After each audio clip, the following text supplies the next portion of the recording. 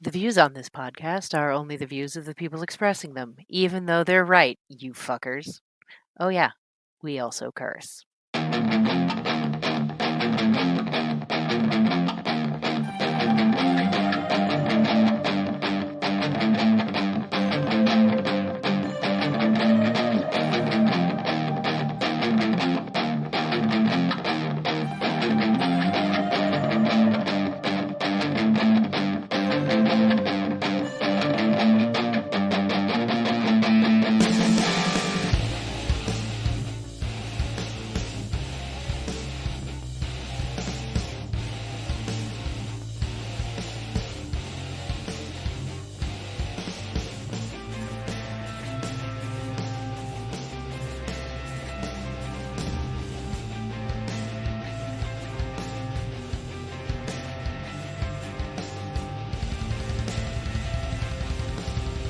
Spoilers, people. It's time for the third intro episode of the podcast. Because we all have an X-Chromosome, I'm Noelle. I am Bill.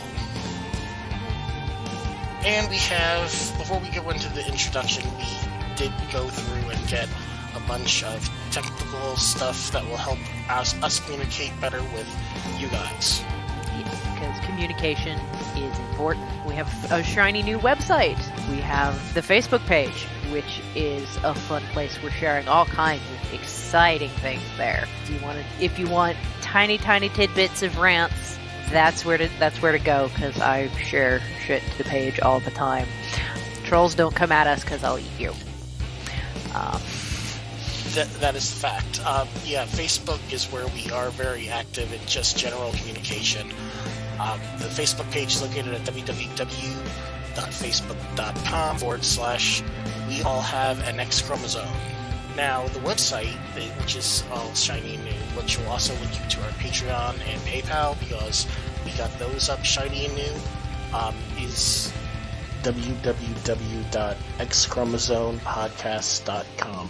And you can also find our email address on our shiny new website. So please email us. We do respond. Bill is a busy bee with all of the typing. He's very good about responding, and if he doesn't respond, it's probably been kicked over to me, and I'm a dip and have forgotten. So please email us again and be like, hey, did I fall in a hole? Yep, that would just easily go to write us at xchromosomepodcast.com. Yes, I did get that fixed. Excellent. We have everything works now. We are doing better than some MMOs. But yes. Yeah, I went there. I'm rude. Sorry. I'm not sorry. Yeah, check out everything like that. Especially I'll be honest, I've been putting money into this podcast. Out of all the other podcasts that I've done more to self-start this podcast than any other podcast. I mentioned it on Facebook that this is a labor of love, and we want everybody to support us so we could build this a lot better and sound better, do everything better. I might have a way of words when I'm writing, but not when I'm talking. Yeah, see, talking is just writing out loud. So I don't understand what your problem is. We'll figure it out.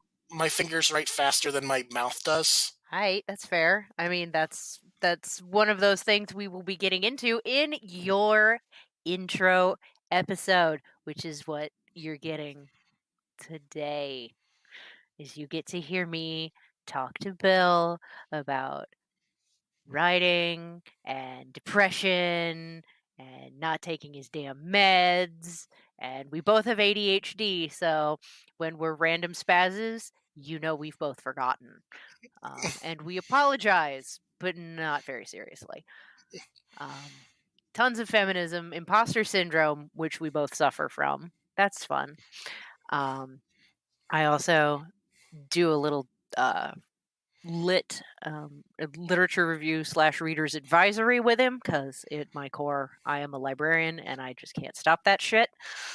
I will fact check you into the basement. My degree is the folding chair that I bust over your head. And I used to have a wrestling podcast on top of it.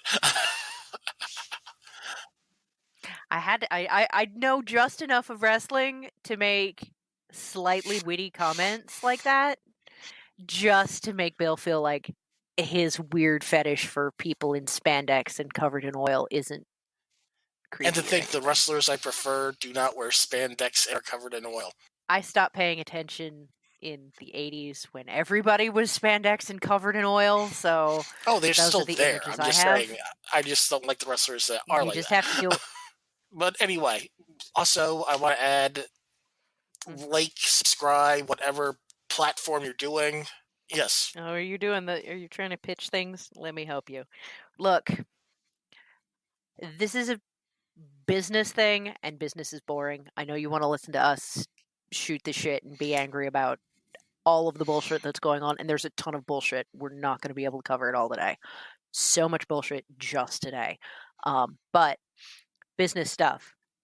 To help us be able to bring you a better podcast, we need you to like, subscribe, rate, review, Apple Podcasts, Spotify, anywhere you can do that.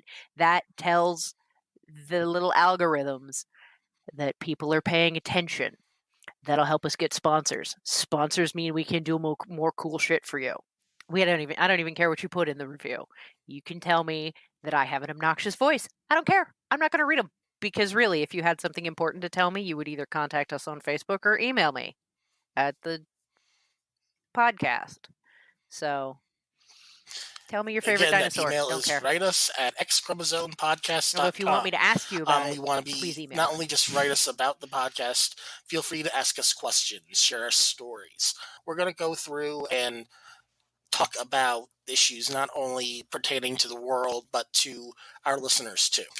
Yeah, we have the ability and or the stubborn bloody-mindedness to go through and actually talk about this shit and take the heat. So please shoot us an email. And we'll have people to take the heat with us. Well, we'll have guests, but we'll still eat the heat for those guys.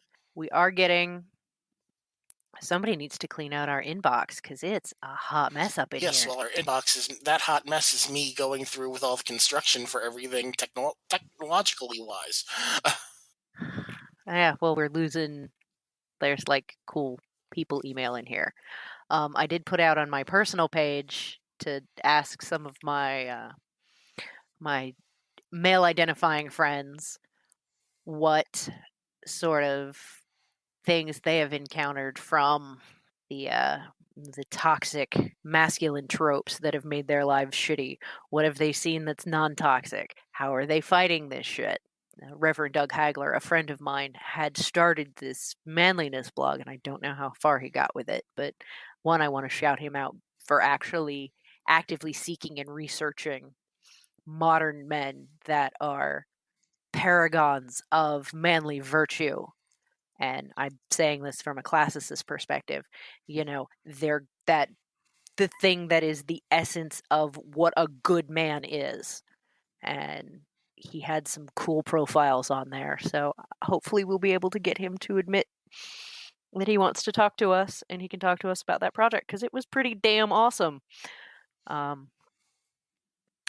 we all have lives, and some of us are shy. But we've got other people writing us as well, telling us their stories. So we do want to hear from you, and we do want to make this about real people and real stories and what we are really doing to make the world a better, less awful place for everyone.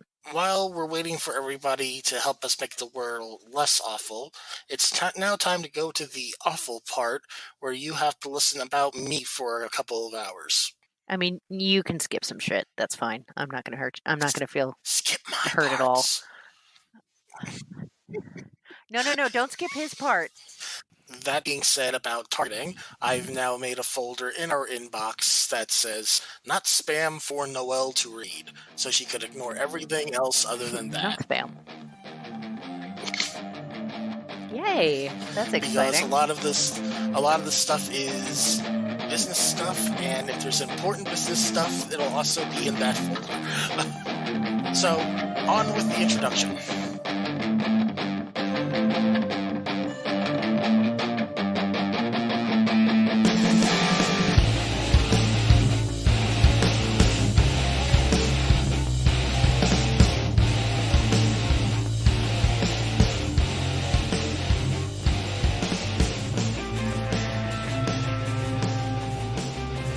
So I suck at introductions, and this is so far out of my idiom that it's just not my thing to be leading off.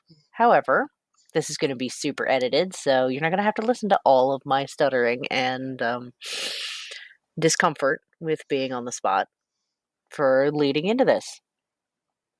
As regular listeners of the podcast know, I did an interview in episode 13, it is, I believe. Yes? Okay. Yep. Yes. Thanks for the confirmation. But, To be fair, you're the first volunteer for this oh, job. good. I'm a sucker. So, I did and Bill here, our fearless host, asked for volunteers to interview him. And I said, sure, why not? Because turnabout is fair play. And so here we are. I'm running an interview, and we will see what we can learn about our host. We put up a questionnaire on Ask FM, and nobody responded except two people, one of whom was incoherent, and the other of whom asks, do you have a person who can make you happy? Yeah, we're going to start off with some hard shit. So buckle up, sunshine. Yeah, this is in What's Your Hogwarts House? No, we all know your Hogwarts house. You like every Hufflepuff on the fucking planet is all like Hufflepuff, Hufflepuff, and you're nuts about it. It's ridiculous. We sell out of Hufflepuff pins first and forever because you're ridiculous. And everybody knows all the basic shit about you. This is for the good things, the deep cuts. So.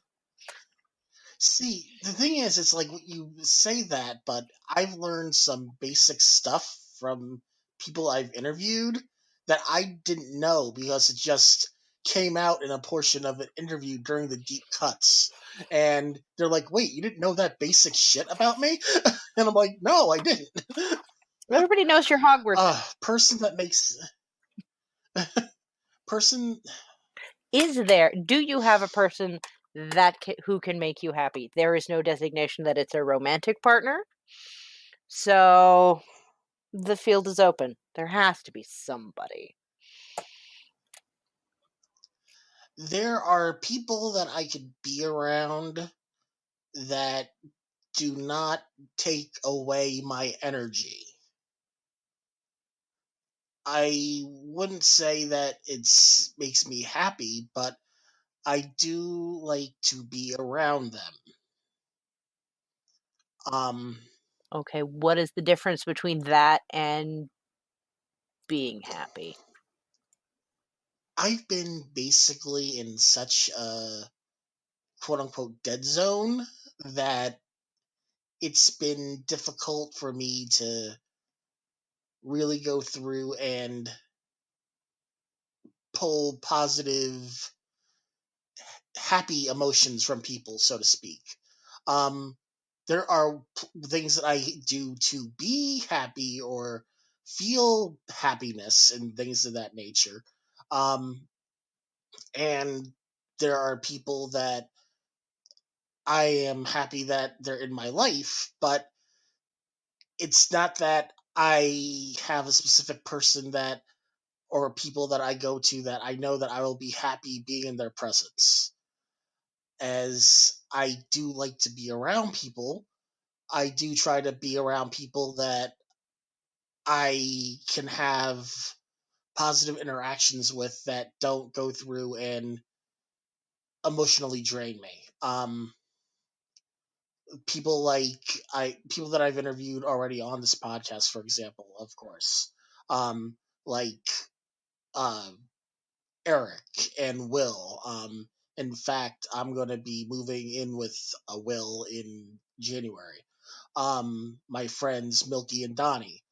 We keep talking about redoing the wrestling podcast, but that coordination is like forever an issue because everybody that's involved with that have different times. Um, there's other people that I'm going to be interviewing that I like being around. That if they ask me to go somewhere, I'll be like, yeah, let's go, because deep down, I do like to actually be around people, but I wouldn't say there isn't anyone that there right now that makes me just think complete happy thoughts. Um, I have really honestly, basically everybody that I'm going to list, I'm either I've either already interviewed or I plan on interviewing. So it's like right now, everybody that has been interviewed is pretty much a good chunk of that, especially with their local people. Okay. Um,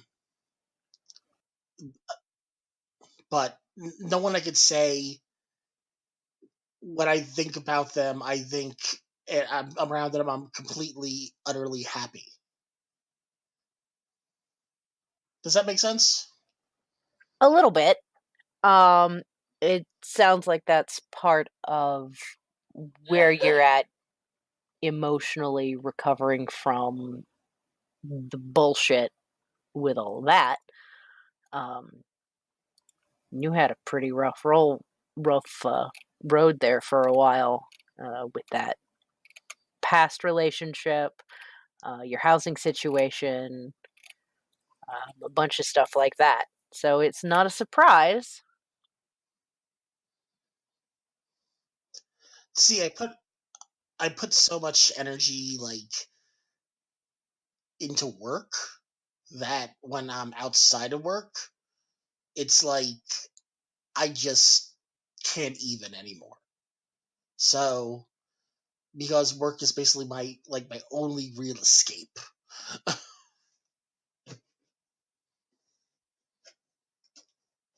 So the past 4 years have been a tough 4 years. I've been in similar. I know how it goes. So you're not at a point where you can say someone makes you happy because you haven't recovered from the someone who made you super unhappy. And we're not going to name names. Mostly because I don't know It's it. And that's um lucky for her. um Yeah, we're going to make you talk basically about shit. Sorry. basically it's not even really that. It's really going from that into the next 2 years. There I've been around basically so much of a negative energy just to get out of that while theoretically, and everybody said it's will say no, it's not theoretically, it's better that way. At the same time, it's worse, um, because when you feel that you really have nothing going for you, it makes things tough. So Hmm. you have to go through and try to find things to latch onto to continue to being able to move on, to try to do things, to find things with yourself and things of that nature. Um, between therapy and working on this podcast and working on other podcasts, um, it's been something that I've been able to at least keep a watch over. It's something that I can feel that can put something out into the world and hopefully make a difference in some way, so to speak. So, yeah, we're probably going to talk a lot about your depression. I was going to be like, so, feminism and where it intersects with issues that men interact with, and this is going to be a big feminism thing, and I was going to watch you go all adorable about that, but that opening question's kind of rough. And Oh, well, with feminism, that's a lot easier to speak about. well, yeah, because it's not your emotions. But I don't think people are going to come here Well, and want to hear of just two angry feminists. So that would be a hilarious podcast I'll, concept. I'll put up a poll. Would you like to hear a podcast called Two Angry Feminists with just talking about feminism, one being a guy and guy feminist and girl feminist, woman feminist and male feminist. Intersectional feminism, it's a thing. It should be the only thing. Anything that's not intersectional feminism isn't feminism. There. Thank you for coming to my Right. TED Talk. Yeah.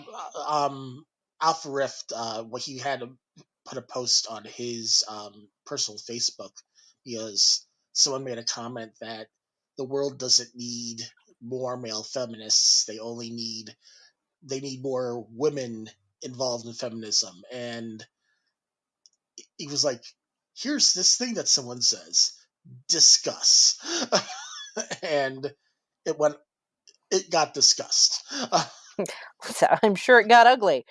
Um, it's not about women. I'm sorry about the coughing, ladies and gentlemen. I've had a cold for 3 weeks, and this is the tail end of it. If I laugh, I cough. If I breathe too deeply, I cough. Don't get me a pillow. That's only funny for Silent Hill fans. I'm fine. Don't you come near me, James. I'm gonna be okay. Um, so it's not that we need men or women involved in feminism. We need people. We need people to realize what's going on. But this isn't about me. This is about you, and you're deflecting. So, your take, because you post a lot of stuff that's fairly on point, feminism wise and intersectionality wise. How did you get so woke, white boy from New England? I well, technically, I'm a white boy from New Jersey, but Oh, that's that's even worse. besides the point. Yeah, I mean, that's even worse. My husband is a white boy from New Jersey. It took years of me beating him over the head. So, Um, white boy from New Jersey, your story. How did you become a feminist? I don't know. Well, That's literally the reason why this podcast exists. what about. Because I don't know if I'm a feminist because I live in one of the most liberal cities in America, in liberal New England, Boston, around all these liberal friends with liberal ideas and liberal anythings, or if I actually believe this because I have this ongoing fear that, like, if you drop me in the middle of Alabama, my views might be completely different. I don't know if my views are really about survival, which I hope they're not, but I part of me believes that they are Well, or not. you have a pretty healthy case of imposter syndrome. I mean, we're gonna have to take a lot of work to burn that sucker down. But something about it resonates with you because it's not you when you enter into conversation in other spaces. I've seen you do this. I've seen you do this in our Discord game. I've seen you do this on Facebook. But the places I see you interact, you have no reason to do anything except for it pleases you. That's the neat thing about only knowing you online and knowing you through the interactions I know you. You only do things because they're in character, you feel strongly about them, or it pleases you to speak. Because otherwise, you wouldn't comment. So, what is it about the feminist related stuff that you post that resonates with you that makes you want to share it? I think this goes back to sort of like being Hufflepuff, if you think about it this way. Um, I am a straight white man. I am a cisgendered white man. And I have friends that have to deal with other straight cisgendered white men and their bullshit. Sorry. You just keep reading your sermon there, Reverend. Keep going. You're fine. um and a lot of that has to do with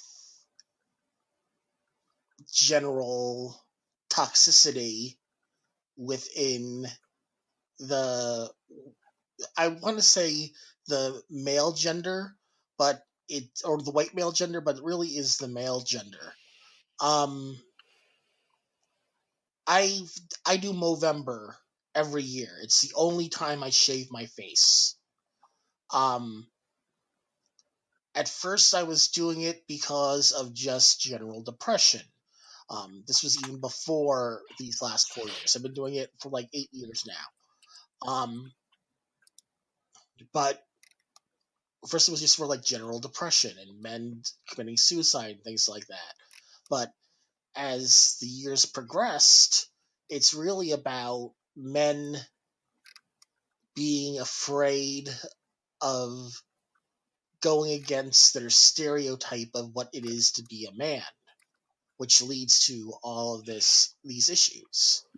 And if more men realize that it's okay not to be manly, so to speak, it's okay to go through and cry at a wholesome meme, or be able to like give each other a hug just because you're a friend or something like that.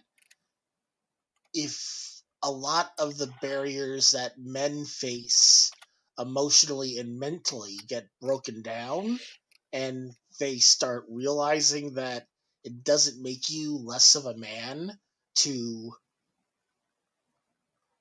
have like a woman as an equal, which for a lot of men, they think that being an equal is you take care of the house, I go make the money. That's not it.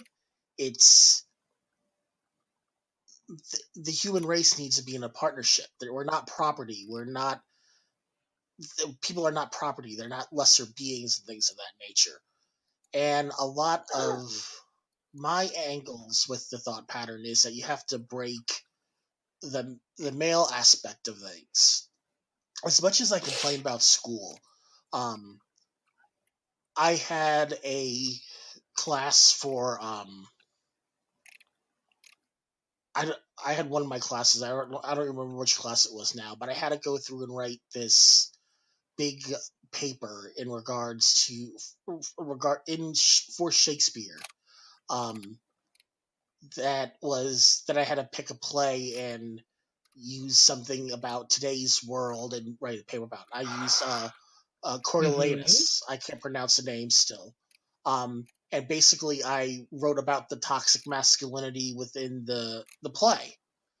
And probably as an academic paper of any academic papers I've written, that was probably the best one that I have written in that Mhm. regard. Because I didn't really have to pull much from research just to prove my point in that regard, but it was a major paper. But a thing about people and men going through and realizing that life is toxic and there's ways to go about it, it it's hard to push through to people to understand this. And there's places all over the United States. I'm just going to focus on the United States because, quite frankly, for a lot of this, that's where the worst. Look who's in office. Um, it's one of those things where until that part of it can get broken, I need to be on the side of feminism just so women can be treated as equals and with respect. Okay, let's dig into your initial thoughts here a minute. So you acknowledge the idea that toxic masculinity is a thing and exists. You also use the phrase "not manly."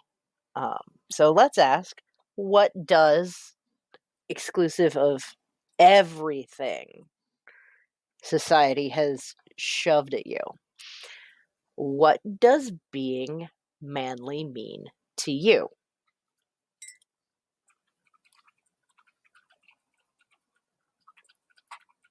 Oh, did I ask a stumper? Kind of. What are manly things to you? I know what are manly things to me. I share them on my wall all the time. As in, like, things that I enjoy that I consider manly, No, just or things that. just examples of what you consider healthy, meaningful manliness instead of what what you would consider toxic. Like what is a non-toxic manly man? Um, See, that's the thing. There's when you start saying the thing is the word manly needs to get removed from society because there shouldn't be a such thing as a manly man, so to speak. There is a person that may like things or not because I like football, but I'm not so huge into football that I'm going to go through and paint my face and go to games. Okay, I that is not. I I might be able to, but at the same time, women would do that Mm-hmm. too. I was going to point that out. I'm a stupid Yeah. super fan of my local college team. Yes, I see that constantly on Discord. um,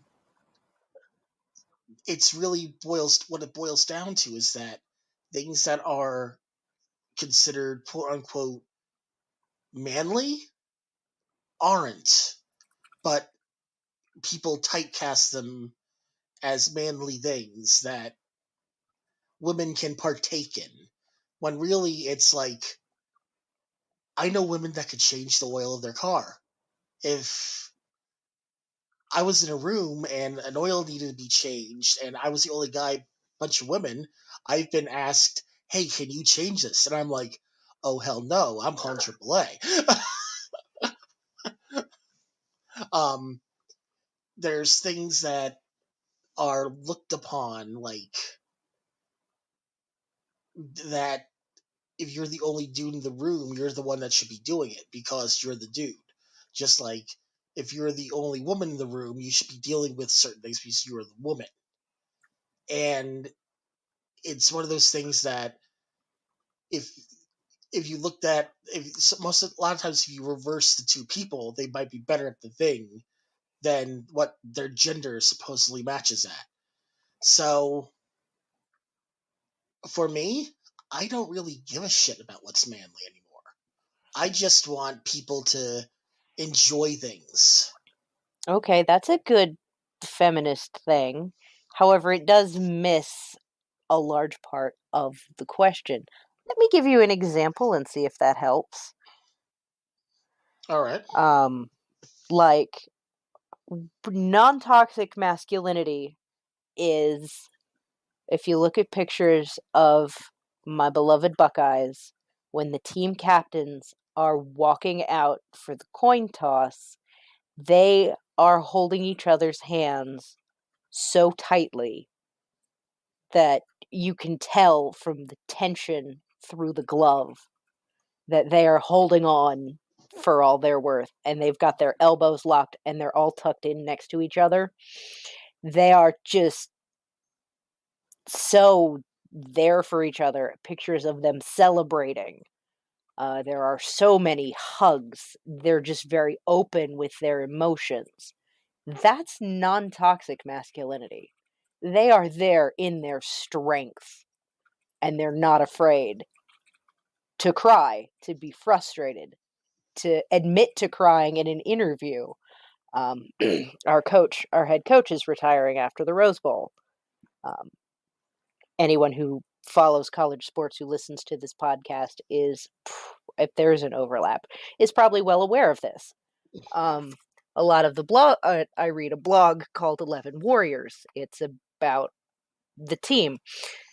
They made a point of stating that our quarterback and other players cried with their coach.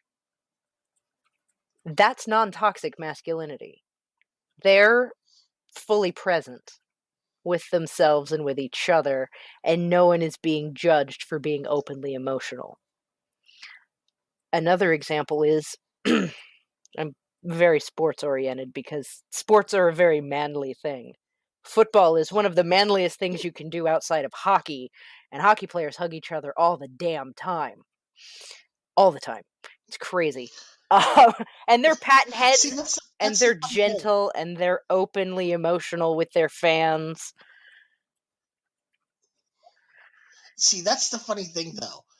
A lot of men that I know that would go through the typecast stereotype of that, they like give a caveat that doesn't count for sports. No, that's bullshit. That's what that is. That's some men doing manly See, shit. I, I agree that it's bullshit. The thing is, it's like for someone that is like thinking just the manly nature, because it's sports, everything that you described is the caveat, that it's like the exception to the rule. I mean, the Bruins, what they will do is they will go to children's hospitals dressed as female Disney characters just to cheer up patients. Talk about being gentle with fans. It's just with like you said with hockey. It's one of those things where I see all what you're saying, and I agree that that's all non-toxic masculinity, and there should be more of that outside of Yes. sports. That's like okay, another everybody's example, because we're the same age, give or take a few months. Mm-hmm. I might be older. I don't remember when your birthday is, but it's months, if not days. Mr. Rogers is the epitome of non-toxic masculinity. Bob Ross too. Yes. They were just, it's that being present and and having a reaction to things that isn't anger or violence, which, here are them, and here is the current prevailing paradigm in our society: the violence and the anger, the feeling entitled to things. So, that leads into another interesting question. Do you feel owed things? Oh, No. that's interesting. I mean, you are the apex predator in our society, essentially. You're the top of the heap. You are catered to. You're catered to in entertainment. You're catered to in advertising. Everything is geared to make your life more comfortable. When you're confronted with adversity or things not going right or a frustration, do you feel betrayed by society and owed no? No, I blame myself. Anything that goes wrong, I might complain about it in verbally outside, like if I might complain about it on Facebook or talk about something like that. But I'm not blame. But deep down, I don't blame anybody but myself or how my brain is wired or something of that nature. I don't blame anything. Let me rephrase this. There is stuff in my past that probably is rooted that someone else probably has caused me to be the way I am or wired the way I am. Mm-hmm. However, because of that, that leads to me basically blaming myself for basically everything. Okay.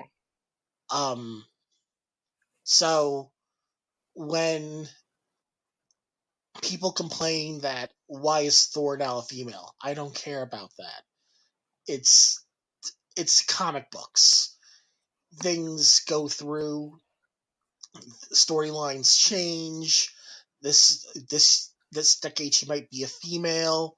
Next decade she might be an alien from the planet Ulamuga that they create for a movie or something like that. Who knows? People get the my me being a straight cisgendered male and seeing everybody complain about anything that is different that caters to them. I'm like, what the fuck? There is bigger things to worry about.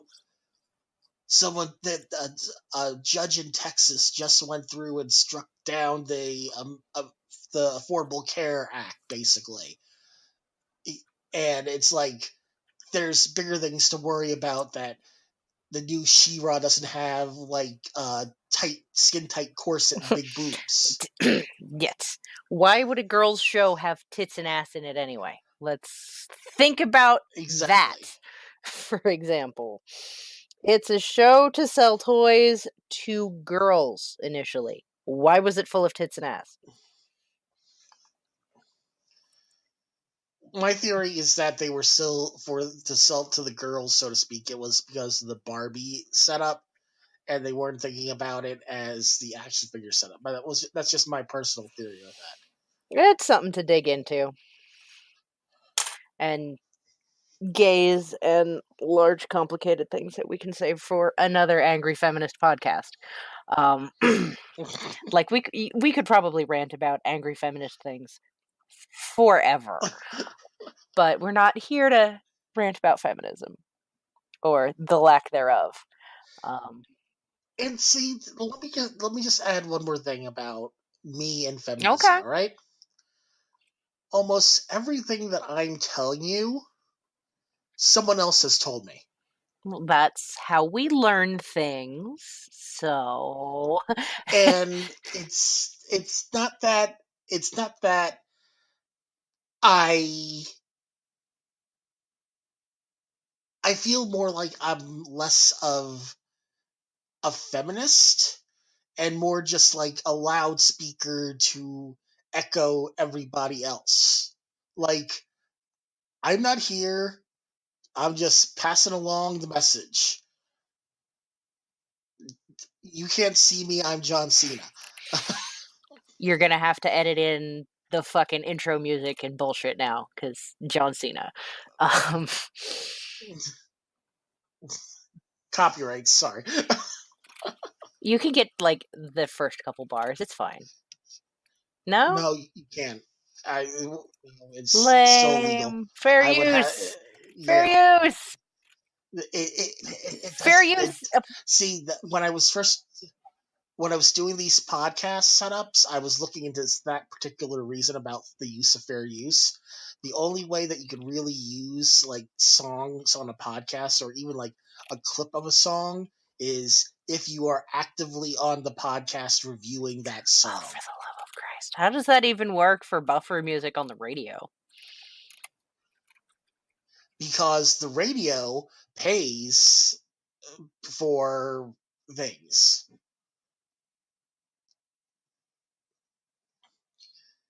It's because it's radio.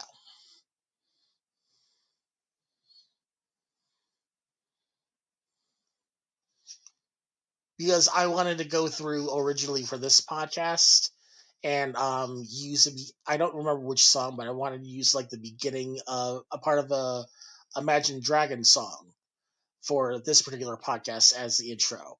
Actually, I think it's Believer by Imagine Dragons. It's just a clip of it that I wanted to use. So I went through and started researching it. It's like, no, you can be sued because, and the RIAA has done this before. So everything that I've used for this podcast has either been um, Creative Commons or gifted, so to speak. Alpha Rift gifted me the new intro music for from one of his albums to use as my new entrance music for this thing. But I'm still having like to scrounge through Creative Commons fair use music for other things I want to use. So it's one of those things where I understand the point, but I can't even do a couple of bars. In fact, the WWE was sued because another rap group said that John Cena stole their entrance part of one of their songs for that song. So that could possibly be a double whammy. So I'm not going to even Okay. deal with that part. That's fair. Let's not go to jail. My lawyer isn't done cooking yet. And I don't want to borrow my friend's expensive entertainment lawyer just to get you out of trouble. Because they're expensive. Where were we going with this thought anyway? um,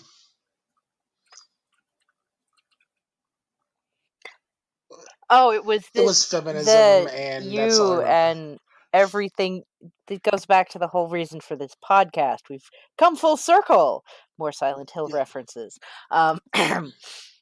I'm just a spooky bitch from Silent Hill. Deal with it. That's how we learn. And clearly, if you're holding on to the information, it means something to you. So, I can hold on to a lot of worthless I mean, you do crap have a lot of too. nonsense about Harry Potter memorized for no applicable reason. That's fair. Well, I have applicable reasons why it's stuck, Yeah, but but outside your um, Alice in Muggleland podcast, it has no functional use except taking up brain space and occasionally making you pleased that you know it. hey, it's coming to use in bar trivia. When it's the final Jeopardy question and you take home all the dollars, then I'll care. But this is a bigger thing than Harry Potter, than something that has a deep emotional resonance for you, which we should get into. But you're holding on to these ideas for a reason. You might not know what it is right now, but there's a reason. And now, The reason I'm even holding on to this stuff is because my friends have to deal with it, so I should know about it. see, you care because it's important, because you want to understand it. Which is different from my friends are dealing with it, so I should know about it just because it impacts them. It also impacts you because you are the bearer of not only tremendous privilege but tremendous burdens when it comes to toxic expectations. I mean, let's look at the things that you're not supposed to be able to do as a cishet white dude, or just a dude in general. Keep house, raise a child, be emotionally available, be a functional adult. That's a lot of shitty things to carry around. So, as much shit as everybody else deals with, we gotta deal with that as well, because you being forced into that role oppresses all of us. There's an interesting quote about it's not men that are the problem, it's patriarchy, which is a system, and it fucks us all. So, yes, more dudes in feminism, because we can't dismantle the system without you. This podcast has been brought to you by the Alpha Riff and his conversation on Well, there's going feminism. to be some other stuff, because we should probably talk about your obsession with Harry Potter, because it's an obsession. Okay. Let me go through, and I could put this right out there, explain the deep root of where this all comes from, why it's important, why I'm not going to let it go.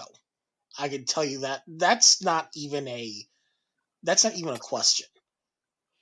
When I was living with my family, sometimes the only books I had available to escape were my Harry Potter books. So there would be days that the only thing that I could do just to escape my brain was read Harry Potter.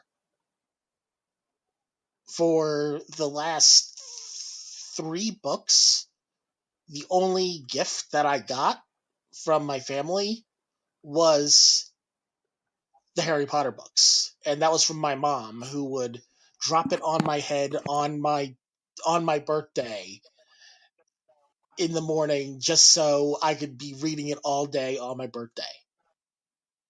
So I probably read the books because of basically escapism, and so basically I wouldn't kill myself 100 to 150 times, and that's not including all the times that I listened to them on audiobooks. Okay, so they were a means of escape for you. And because of that, I enjoy them, and my knowledge is very fluent, and I am the Harry Potter guy to many people, I don't mind that. Okay, that's a really interesting reason to be tied into a book. Didn't expect And that, did it's you? a thing that's happened. That's really sad that those are all the books you had, because this is a world in which, and a country in which public libraries exist. Could you not get to the library, for the love of God? Um, When you might know this in Ohio, I don't know the way that Ohio is structured in regards to public transit and whatnot, but where I lived in the South most of this time, I had no car, and you had to drive everywhere. And getting someone to drive you to the library was pretty much impossible if they didn't want to do anything. In fact, there was many nights when I was living with my family, they would go through and cook dinner for the family, and then when I came out for dinner, they would go, "Oh, we thought you weren't here. We didn't cook you anything." And I'm like, every night I'm in my room because I have nowhere to go. So how do you think that I'm well, not y'all got here? feet. So Legs ain't broke, son. when when y'all library is 15 miles away, and you have to walk on the interstate with a bunch of drunken rednecks going through the interstate, you don't want to go and get hit by yonder car. You So you did not mixed it bring up. that forward very well. I didn't. It's true, but still, I'm not in my pretend to be a redneck phase, which I've done to that I do to horrify You're most not people. attempting to exhibit Um, as shout out to Small Town Murder. Um, you're not trying to exhibit the Panhandle accent, which is that faux hillbilly hick redneck. They're three separate things. Know the difference. yep. Um, all three are distinct from white trash as well. And see, this is not just the Panhandle. This is Louisiana. This is Alabama. This is New Hampshire because New Hampshire is the south of the north. Uh, and Don't they have a panhandle? uh, Or do they just exhibit panhandle behavior? they exhibit panhandle behavior. Um, but it really what it boils down to is that when you're in areas where if you don't drive and you have to, and this is before Uber and Lyft and everything like that, you you use what you I can get. don't comprehend a world in which And people would not drop you off at the library while they're running errands. because my family didn't Like, run did they just go errands, out back and get the groceries that way? what they did most of the time, what it was is that they would work at like Walmart or at a supermarket. So they would go to work, they would pick stuff up, then come home. I am so sorry. I have never not been able to get to the library if I wanted to go. Well, except maybe when I was living in Cincinnati, and that's only because I didn't know where it was. Oh, and Fairborn. There was a time in which I did not know where the nearest library was, and it was a very sad time because I had to buy books and I had no job. It was awful. But basically, my escape was the internet and reading my own books. And that was it. Which is why I'm an avid rereader of I mean, everything. that's good. On the subject of reading, how is your journey with Shadow going? um, I'm taking that slow because I don't want to uh, rush through it because I got it on the audiobook. The audiobook acting, by the way, is Oh, superb. it's the 10th Um, anniversary? Okay, yeah, I listened to that yeah, one. It's okay. compared to other Yeah, audiobooks from what I've read, and I'm including. So I'm basically just basing it okay, on that. because we've got Um, that acting, and it is okay. Full cast recording. There are better. I mean, right. Neverwhere is a significantly better full cast recording. Um, but anything that Neil Gaiman assists in narrating is gonna be pretty amazing. But the Wednesday in that recording has got nothing on Ian McShane. Just you wait. Hold on to your ass, friend. But where are you in that journey?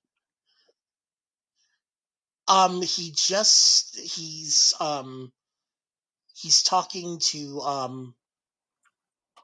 I'm gonna butcher this. Ibis. Ibis, uh, Ibis, about the ancient Egyptians actually trading in ancient times with the American Indians.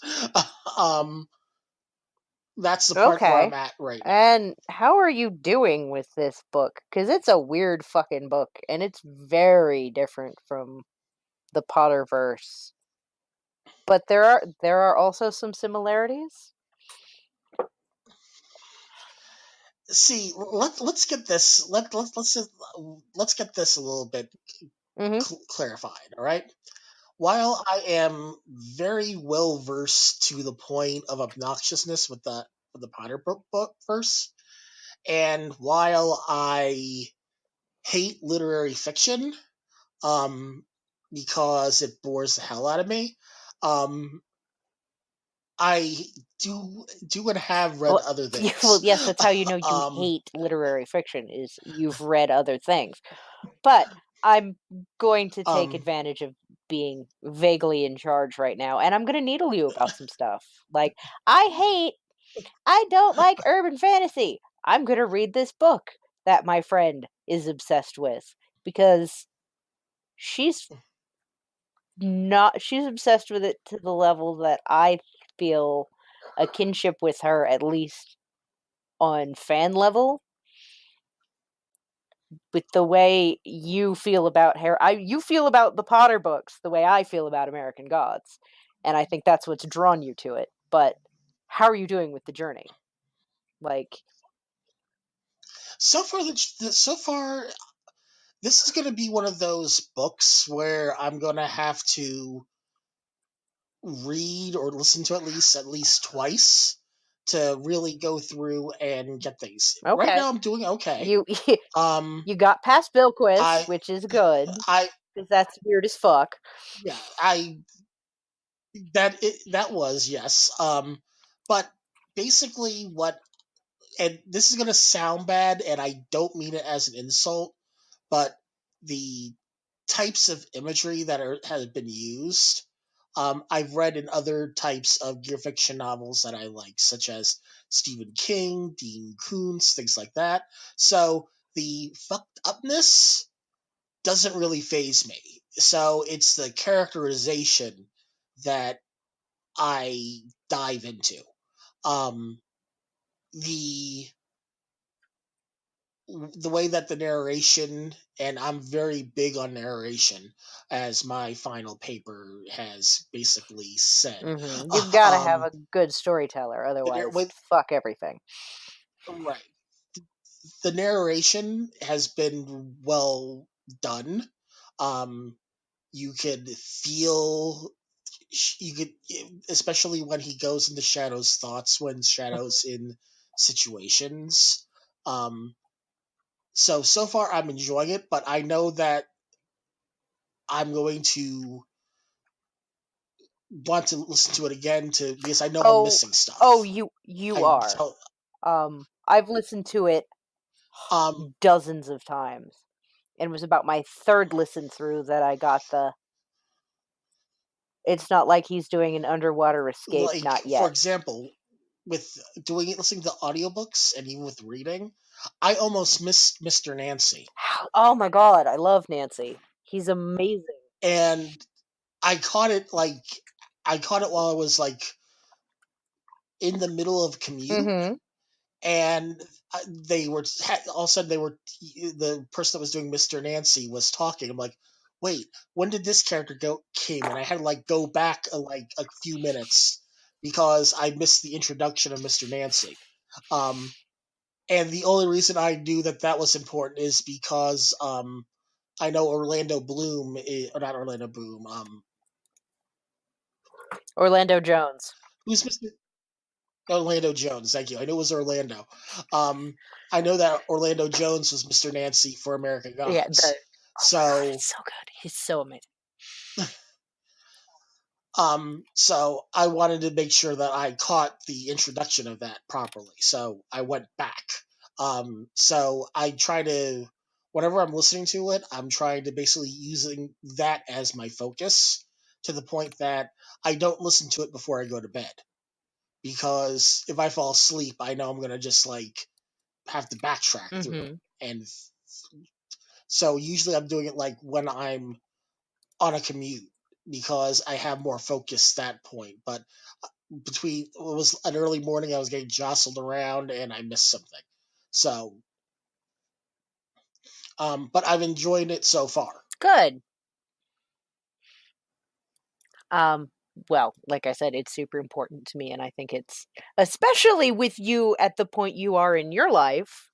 Shadow's a good friend for you to have right now. I mean, do you feel any sort of kinship with this poor bastard? I mean, he's kind of at rock bottom. No? No, Well, I no. mean, you do have a home, so you're one up on him. You got a place to store your stuff, and stuff. He has nothing but the clothes on his back and a succession of shitty cars. Well, at this point, he can't even use his credit card anymore. Well, he um, can. He's choosing not to. well, he was told by his wife not to use the card at this point. His um, late wife. dead wife, yes. Ugh. I feel a special Uh, kinship with Laura. And there's a very important lesson I've learned from her, and it's one that everybody should learn, and it's don't have sex in a moving vehicle of any sort. With anyone, uh, ever. You could die. People always are well, spoilers. spoilers, it's in like the first 50 pages. Spoilers, Laura is dead. And you find out why like 50 pages later. This is not a spoiler. Spoilers is what my elaborate theory about why they're releasing it the first Sunday in Lent is. And it's complicated. And I'm not going to talk about it with you because you don't know any of it. And I don't want to spoil it for you. But yeah, I've been enjoying it so far. Good. Because in, the podcast where you were interviewing me, we did a little bit of talking about books. And you were being difficult to reader advisory for. And then, like, a few weeks later, you're like, I'm reading American Gods. Well, The fuck? in the podcast we did, the debate was what genre Harry Potter fell in, Yeah,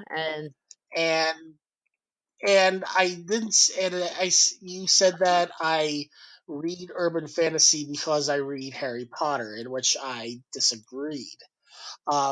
I never said that I didn't like urban fantasy, and it's because, for example, technically you could consider the Odd Thomas novels by Dean Koontz urban they're also fantasy, urban fantasy horror. There's a little bit of overlap, but yeah, right? it's Because I do go through and read stories that are urban fantasy based. It's just that I disagreed with that category for Harry Potter. So I'm a nerd. There's so much urban fantasy and nerddom that you can't escape it. um okay, this is all fair, but it is your idiom. Um to be up in all of that urban fantasy goodness. I stand corrected that it's not just because Harry Potter. We didn't get into your love of um, Stephen King and Dean Koontz. So that's an interesting Hmm. horror overlap. What is it about horror that draws you in?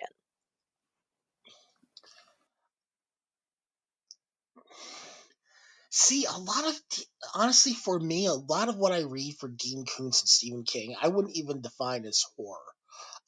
Because even though technically it is, and there's also a lot of things that are even more horrifying and things of that nature. When I think of horror, I think of Freddy and Jason and things like that. The obnoxious slasher flicks that I can't stomach to watch. Anything that I feel like there's a suspense element of like that, I watch with my eyes closed. I remember going to see The Haunting in theaters, and I had my eyes closed throughout almost the whole entire thing because I was expecting someone to get their head chopped off.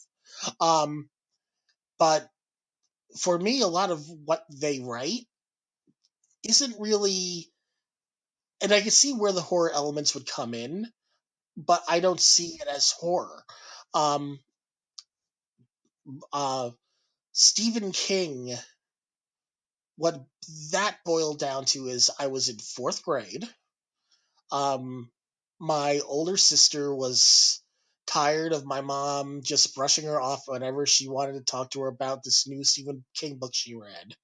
Um, so she wanted someone to talk to about books for Stephen King and said, "Hey, you should read this book. It has werewolves in it." And I was like, "Ooh, okay." So here I am, fourth grade, reading The Talisman by Stephen King and Peter Straub, um, which is where I learned to curse and cursed out my fourth grade teacher. Oops. um, uh, And the thing is, my sister took it away from me because I didn't read a section properly that she felt was an important section, and thought I wasn't really reading it. So then, because I did know where my library I was able to go to the library to get it on my own and read it. um, so yeah, here's this fourth grader going to the library and with the big books, like, "Here, I want to check this out," and looking at you funny. I'm like, "Yes, I know. I started reading it. My sister took it away." "Wait, you started reading it?" I'm like, "Yes, I know. Go away." um, because in sixth grade, I did an oral report on that book, and my teacher quizzed me in front of the class by taking the book and reading sections of it to herself and then quizzing me on it. And I was like giving her all the answers to show that I actually read the book. Yeah, we grew up in an era where there wasn't a lot of young adult fiction in that like fifth grade for advanced readers. There's fat quotation marks in the air here. I'm doing a thing with my hands that you can't see. Thank God I don't have any makeup on and I'm in fuzzy pajamas. So, and there's your outtake. Um, is that hot model you interviewed in fuzzy pajamas? Um, there was a face with that too, and you also missed it. It was good. It was stupid. But we grew up where there wasn't fiction for young adult readers. You went from Ramona Quimby and Nancy Drew and Norby. Do you remember fucking Norby? It's Asimov for kids. To Foundation. There was no in between. I was reading fourth, fifth, sixth grade things like Deerskin by Robin McKinley. I'm a big fantasy nerd.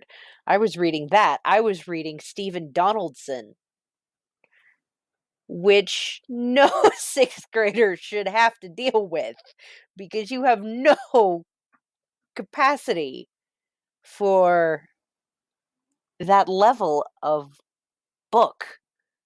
But there was no Harry Potter. So we had to read Dean Koontz and we had to read Stephen King. Eyes of the Dragon, I read that several times, and if that's not horror, that's not fantasy horror, I don't know what is. That was some fucked up shit. Yeah, so basically then it's like turned into whenever my sister left her newest book in the bathroom, I would take the book and read it because that was my access to other books. So, granted, I went through, and to be quite honest, I was the one that got her into reading Harry Potter. I was also the one that got her Oh into my reading The god, I Wheel gave of up on Time. that shit. Um, I gave up on reading it at like book six and a half. I finished it on audiobook. I I Um, I love Aradani Studios and I love the art they do based on that world and it's amazing stuff. It's they're official artists for it and I love those guys and I love that they mhm. have this thing that they illustrate. But dude, if you're introducing an entire second group of characters and basically starting the series over with a bunch of people I do not care about and have not been asked to care about because they've been fucking off in the background doing background character stuff, I'm done with you. Wheel of Time, you gave us people. You See, followed it for a that's while, and then they're like, we're going to ignore all of these people we've spent books and books caring about. and focus on this entire other aspect. No. Finish your first story. Then tell me the then tell me the story of the background characters. That's a Yeah, see, that's why I stopped around like book 6.5. And there's so many names that are I so can't. similar Yeah, I can't care on about top them. of it. They were good until I stopped being able to care about them. I was in college too, so I couldn't devote my life to reading the books as they came out. As you know, when we were in 8th grade and they were the thing.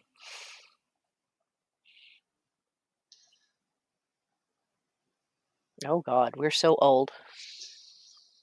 Because I think that's when I think I was in 8th grade the first time I picked up Wheel of Time.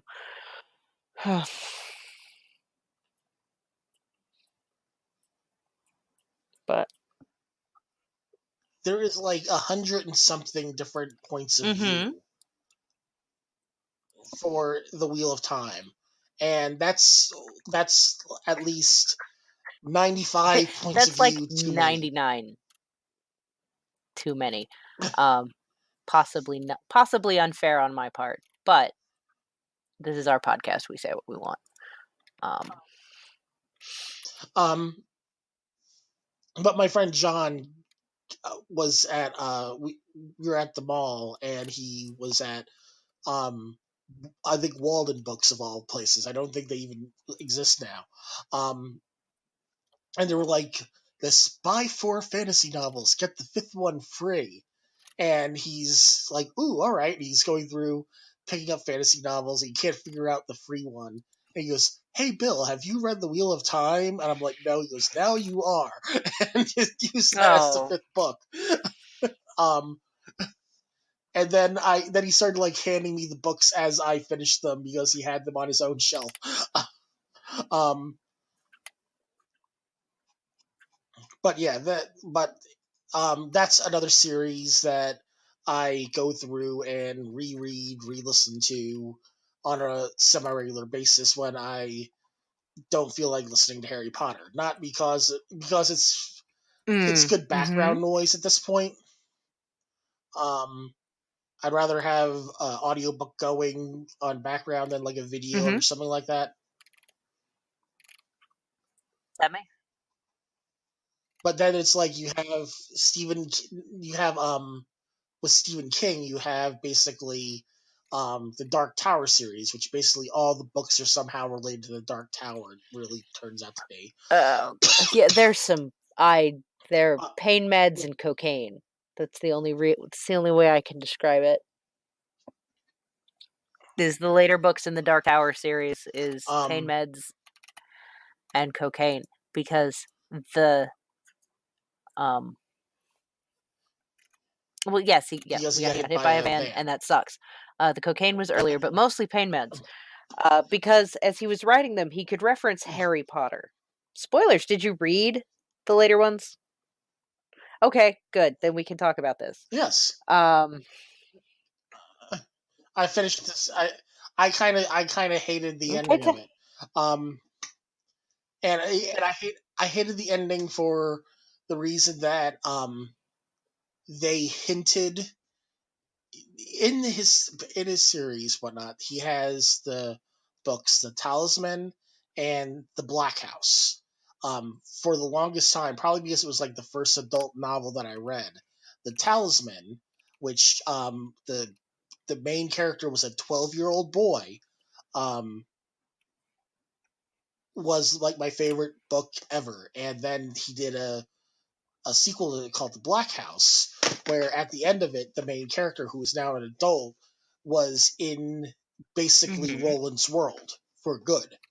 Um, and he like so heavily hinted that this character was going to wind up being in the near the end books, the way that was written, to the point that um, there's a part of you might remember this or not.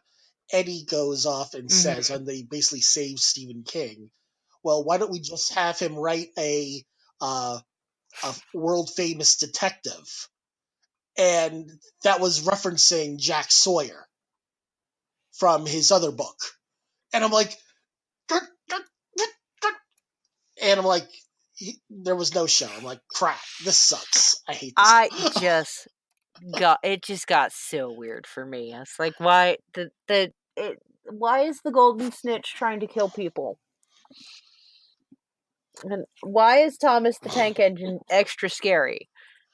I mean, as if that wasn't a dystopian horror world anyway. Now Stephen King has made it 1,000 times worse with Blame the Mono. It can't be any less insane. But I just that's another series. I finished it because it wasn't 1,000 books long. But I did it out of professional Right. duty. I didn't read it because I wanted to. I read it because I needed to. Like finishing the Harry Potter books, because there came a point where there were, for me, too many plot holes and logic issues, but we went over those. We'll save the Yes, fill in the because plot I holes podcast shouldn't for have another to time. read supplemental in material after the fact when you realized and you went back and you patched your plot holes and tried to pretend like we wouldn't notice. I'm looking at you, Games Workshop.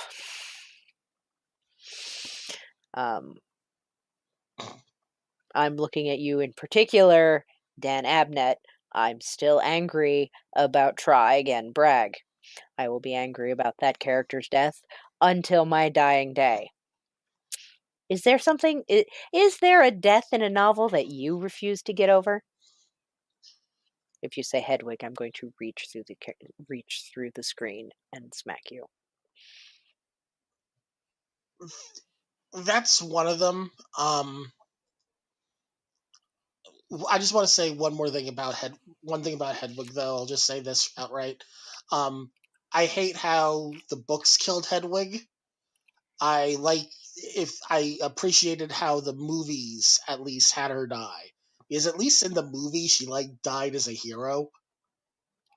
And the book she just died in her cage. So it's like I was like, really? You had to kill her off like that? I almost stopped reading it at that point, but going back, first one would be Wolf from The Talisman. I still cry when I read that. And then of course for many, Dobby.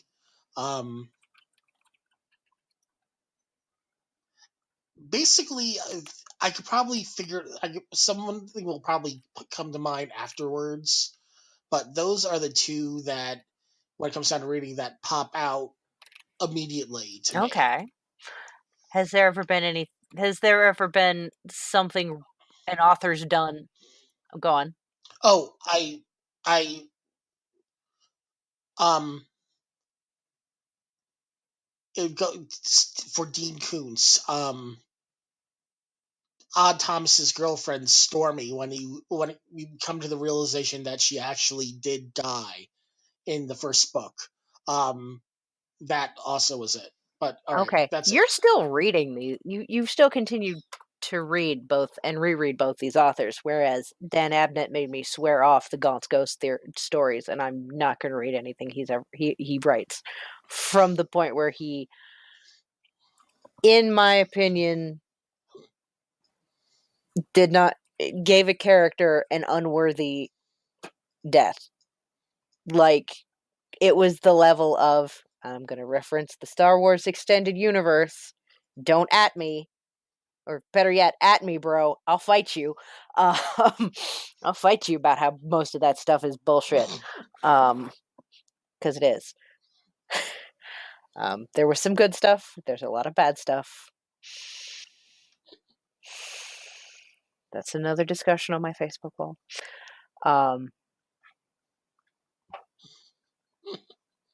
I stopped reading because I was that angry at the author.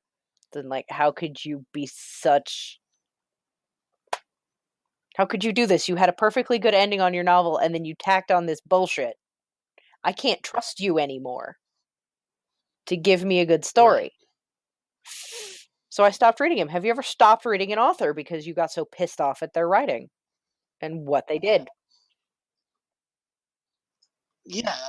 Whew. George R. R. Martin. We gonna get some ats. Wow. Wow. Book one. You fucked off early. Who was it? Who'd they kill? Who'd he kill that you thought was bullshit? Um, Oh. Ed Stark. Um, I threw the book across the room, said "fuck you, George R. R. Martin," and never picked up a Game of Thrones book since. But since I don't live in a cave, I basically Yeah, I know the haven't read any of premise the novels of the either because stories. I thank you, Robert Jordan, for sparing me all of the bullshit with George R. R. Martin. I ain't gonna read that shit till he's dead and they're done. Whichever one comes first. Well, that's one of the. Well, basically, people are like, "Oh, you like the Wheel of Time? Well, you'll like Game of Thrones." I'm like, "No, Yeah, people I'm have come good." to me and are the same way. What do you mean you haven't read Game of Thrones? I'm waiting for him to be done before I get started. Robert Jordan ruined it for everybody. Um, that's pretty amazing that you were like, fuck this, fuck everybody, double guns, I'm out. Now, have you read any Stephen Donaldson before? No. Okay. Based on your reaction to Martin, I would suggest that you continue to not read anything but his short stories. Because he likes to torture his characters. And, which I suppose can let me ask you, have you ever, in or out of your Harry Potter reading experience, come across something that, besides class, we're not talking about your literary fiction class, because we're going to talk about real books here. Um, at me. I'm a librarian. I can have a professional opinion. um, outside of stuff you've been forced to read, have you ever ground out something that in the first 100 pages made you uncomfortable enough that you might have wanted to put it down, or did you just walk away from all unpleasant reading experiences? The closest thing probably would have wound up being Game of Thrones if you think about it. But how you describe that question, um, I continued to read a book series because it was an absolute train wreck. And I couldn't stop reading it because of it. Um, and I actually didn't read the first book because I was done with the massacre of said train wreck.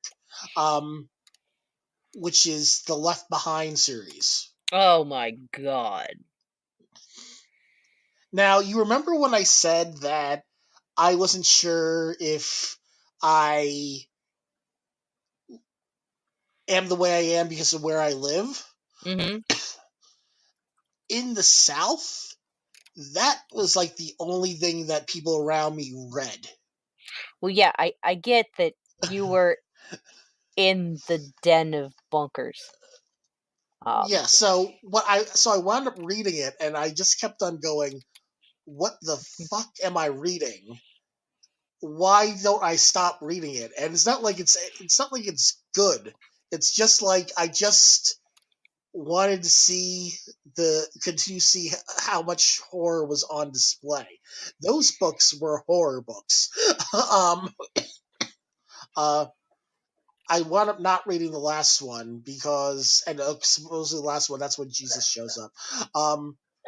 But because I had like a good 2 year break from reading the books and the next time the next one came out or something like that, I'm like, yeah, I'm good. I'm done.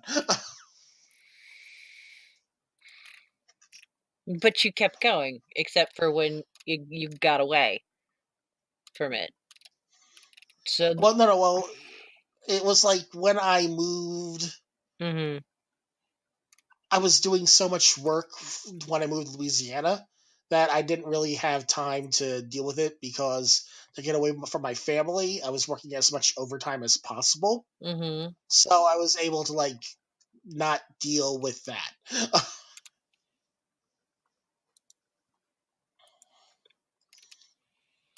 hmm. That's fascinating because you did eventually give up. Um, I have a very uncomfortable relationship with Stephen Donaldson, the author, um, just because, like I said, within the first 100 pages of his book, you're gonna want to throw it against the wall and be like, "What the fuck am I reading? What are you doing? I don't want to care about this person. Your protagonist is a horrible person." And then you keep reading. Like, you throw it against the See, wall, you pick it up, and you're like, "Okay, what's next?" And it's just, ugh, big, yeah, horrible, see, uncomfortable. I can't. I don't know if I can go back and read the Thomas Covenant books, and I want to right, because I want to finish them. They're very important. They're important books to me. Um, I identify with different characters, mostly female, in them. And I think sometimes when I'm reading about the not Earth setting, the Donaldson is from Ohio, right, so I want to support the hometown crowd. Um, right, Go Ohio authors, but he doesn't say this is drawn from somewhere in Ohio, but he's describing places that I almost know that I could go to. And while they wouldn't be a fantasy setting, that's, I would be there. I would see the inspiration for the book. right. Yeah, being in the Boston area and with your Stephen King under your belt, is there anywhere you've ever been that made you think of something you've read? Going to Harry Potter World doesn't count. No, and I actually never been to Harry Potter World, so um, no, not really, because even with Stephen King, he a lot of his earlier stuff was in a fake town in Maine. And to be quite honest, I didn't read a lot of his earlier stuff, because that's probably where he is probably the most horror. Um, I wanted reading more of his later stuff in a lot of the and and like even with the Stand, I read the revised version where he updated a few things just to make it a little bit uh, more up to date at the time, so to speak. But there's nothing that I've gone through and I've read that made me think if I or gone somewhere and think, oh, just like out of the book or anything like that. Even when Stephen King writes about New York City, he writes about a version of New York City because he doesn't he used the city to fit his story, not the story to fit the city, so to speak. Um, so I usually don't think about that type of thing when I'm reading books. That's a way to think about it. So, we've been all over the place. How's your ADD these days? Unmedicated Why? because it just is. I need them to invent an ADHD shot that I go get monthly, so I don't have to remember to take my medicine. And That's before, not how but neurotransmitters work, honey. I, There's I never. gonna be a thing. I understand that. It's just that no matter what I usually do to try to combat the forgetting things of that, I still forget. And I have like maybe a good 4 months supply of Wellbutrin right now sitting in my room Mm-hmm. that I just haven't taken Why? because I keep on forgetting that I have to take it. And by the time I remember to take it, it's too late to take it. There's not really a thing. For That Wellbutrin, there is. It's about trying to get sleep. Usually, the time I remember to take it, I'm like at home getting ready to go to bed. It's like, crap, I need to take my Wellbutrin. there's a face that goes with this moment. I can send you some examples of it to include with this podcast because there's a face.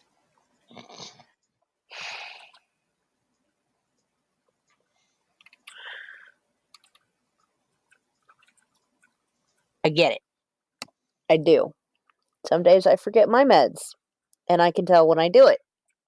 But you can't. It's like food. I've also found that antidepressants and my ADHD really don't go together well at all.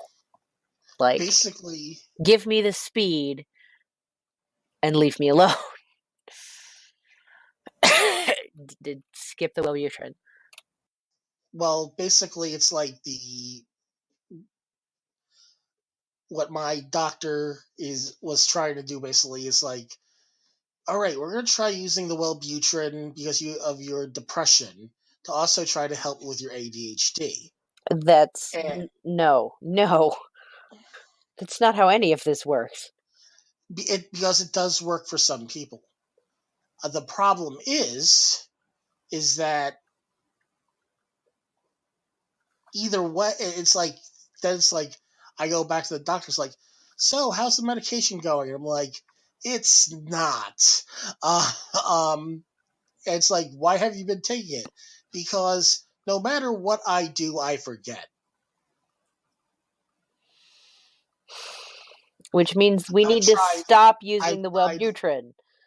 I've tried reminders. Even when I was on, even when I was on Adderall, it was the same thing.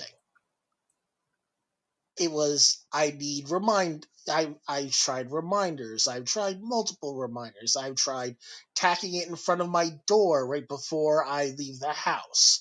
I've tried putting it in next to my toothbrush. I've tried putting things in my pockets, putting it in my wallet.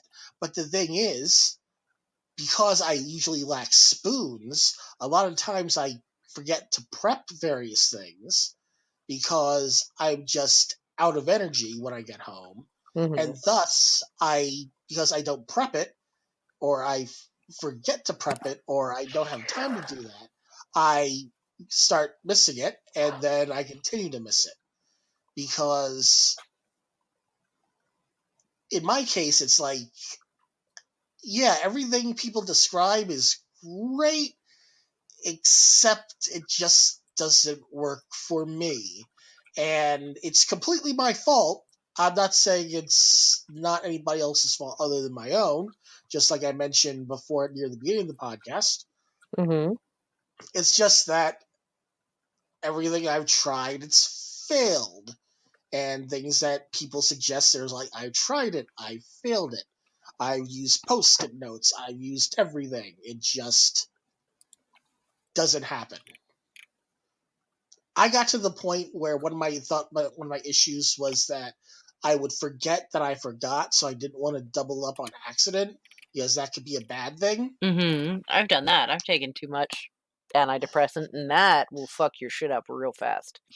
So I went through and started ordering from PillPack, which divides it up into handy dandy little servings per time you need to take it. Mhm. So I don't have to go through the whole process of dealing with filling up my pills every week in a pill dispenser thing. Because there's no way I'm going to do that. That I was going through and I was tacking up the little packet on my door to remember to take it before I walked out the door. And I did that successfully for maybe a month. And then one day I forgot to do it and it just went. But, and then it goes into that type of thing. There's so much to unpack here. So much. But that's probably not something we want to do in a public forum like this, on display. That's why there's Patreon only I mean, parts of it. even that. Because, if you put out there, we get deep into my mental health issues with an armchair psychologist whose only training is in distance discipline. That's going to get the wrong viewers. And I don't think we want that kind of friendship. All right, let's go through and let's just go do surface thoughts of another thing that you wanted to unpack. Oh, there's so much. You're such a fascinating creature. See, humans to me are extremely interesting, and you, who say you have no identity of your own, it's probably one of the most fascinating because from the outsider perspective, you have a personality and you have an identity. And it's very present and very strong. I understand that you come from a place where you doubt yourself, and that's an interesting place to be sitting. So when I'm observing you, what fascinates me is where the disconnect comes from with you, between what you present and what you feel is true. Does that make sense? It makes sense. It's really what it boils down to is that I don't have the one thing that I'm like, I can honestly feel that I'm like, I will die on this hill because of me. Not because of anybody else, because of me. That's everything about me is all because of everybody else. And I don't feel it's really about me. That could get into the Hufflepuffery. That is totally into the whole Hufflepuffery. That's probably the big reason why I'm a Hufflepuff. Right there.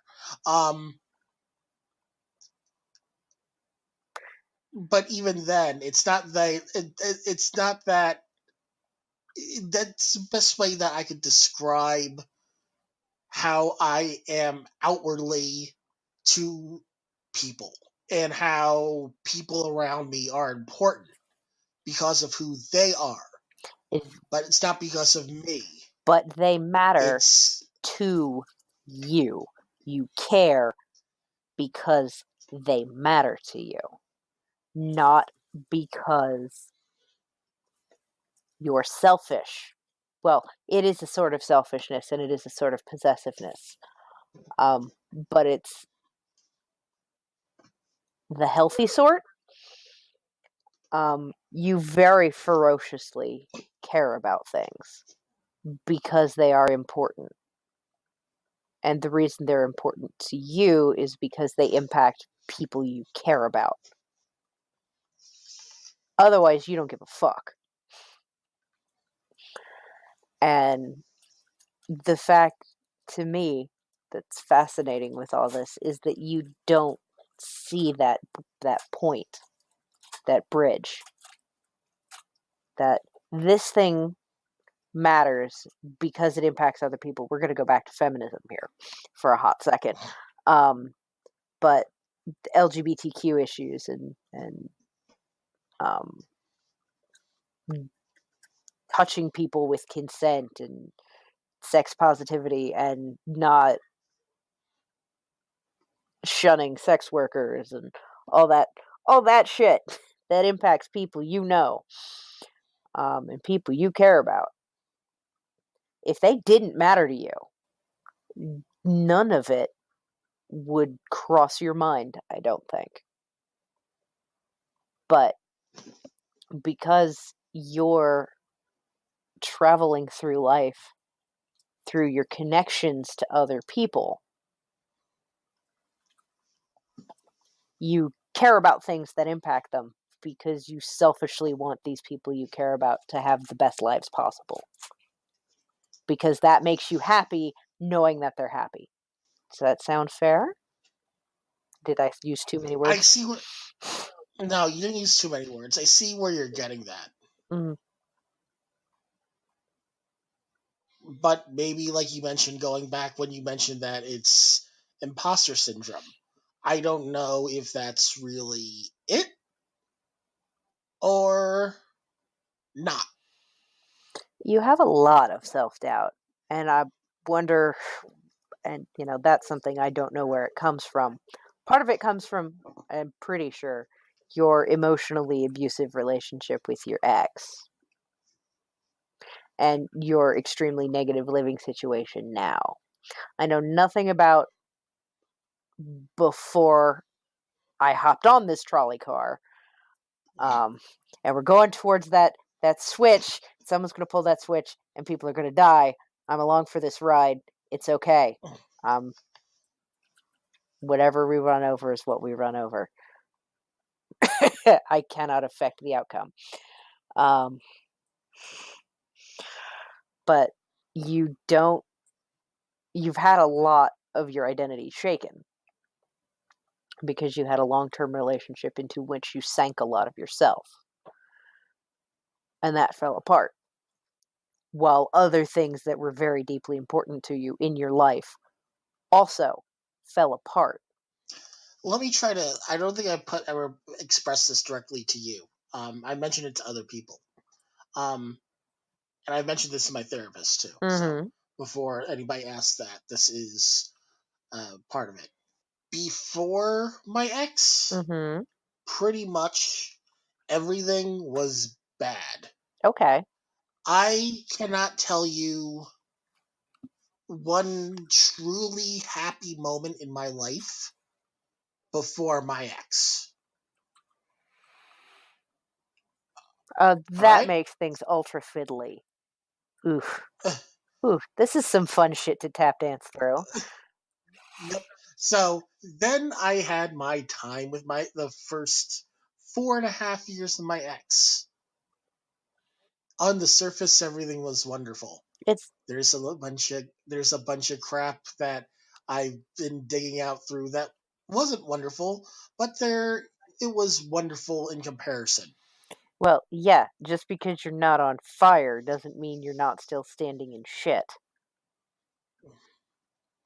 Um, however, when and basically while I joke to people, I really am not.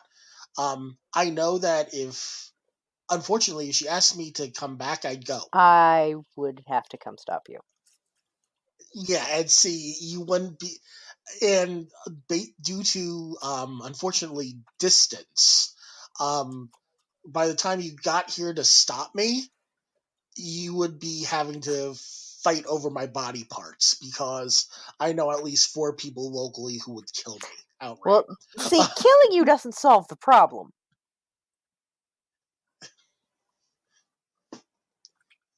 it it would because it would completely put me out of my misery. Except you're not in your misery. You just No, you're done with your misery. The misery happened.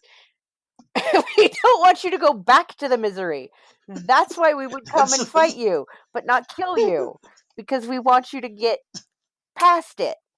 And that is a really fascinating thing about you. Is But anyway, I think, and you can tell me if this is fair, you're a little afraid of really being happy because you've never been it before. I mean, have you? We started this. I was happy then. Were you? Yes. Were you really? It, the first 4 years, yes. That's the issue. I don't have anything else that makes me think happy until I go there and I can't have that anymore. Because that's, here, drink some antifreeze. It'll, because that's kind of where you're at with that. Antifreeze, a little bit, put you in a fun place. Or like a little cough syrup and gin. And see, that's even the worst thing. That'll put you All in a right, place, but too much of that'll fucking kill you real see, fast. see, that's another funny thing. Is like any, I'm not even sure that medication works for me because anything that's supposed to put me in some type of even remotely altered state or make me like even medically feel better, like I'm talking about pot here, doesn't work at all. Well, Like, that's your that's your neurochemistry. It's fine. Um, I'm pretty sure that with between my caffeine habit and my medical grade meth habit, also known as Adderall, good Coke would put me to sleep. I'd just be like, I feel so fucking normal. I'm gonna take a nap because I don't need to waste any energy on anything now. I'm either gonna do all the fucking things or sleep. maybe I should try Coke. Let's not try Coke. Let's stick with the I mean, because we can't be sure it's it's medically pure. Stick with the medical meth. Take the Adderall. It's safer. It's been lab created and it's pure. It's fine. Adderall, honestly, because when I did take Adderall on the regular basis for 2 months, I didn't feel anything different. You don't, except maybe not hungry. Um, from my experience with it, you don't feel anything different. Things are just easier. The one thing I noticed, and I don't know if this is part of what drove you away from it again, is I got fucking irritated by everything, because I wasn't stumbling around in a haze anymore, trying to figure out what the fuck was going on. I could pay attention to stuff, and I realized that I couldn't stand a lot of the people I'd been hanging out with because everything they did was No, shitty and it annoyed me. no, it didn't. It didn't like lift any haze or anything like that. Um,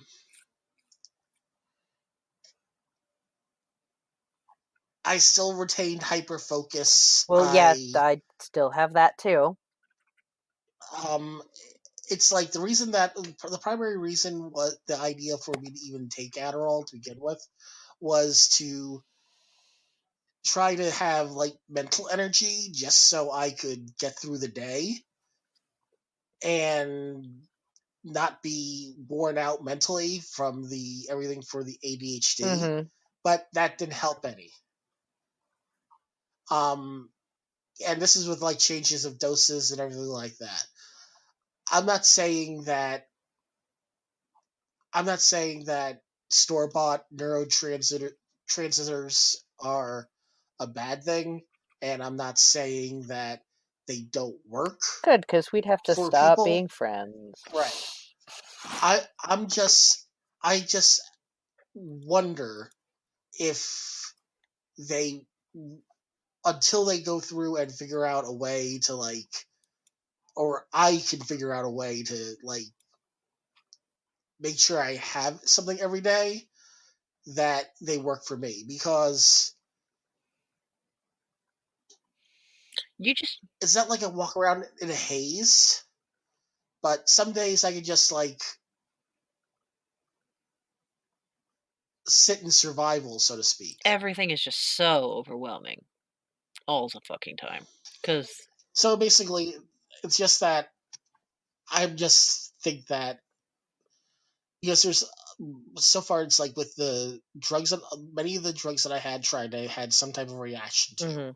which basically it's like nope, don't take that anymore. It's not gonna work for you. Um,